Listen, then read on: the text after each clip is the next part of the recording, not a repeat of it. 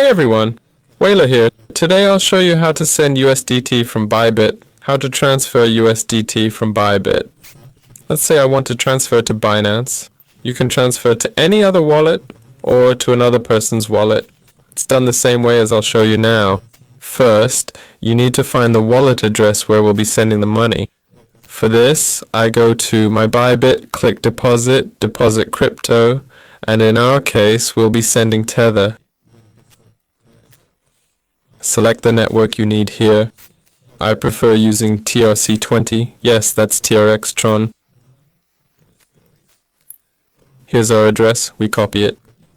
Next, go to Bybit, click withdraw, select Tether, enter the address, choose the network Tron in our case, enter the amount and click confirm. After that, we send it. That's all. This was Whaler. Like and subscribe to the channel. Goodbye, everyone.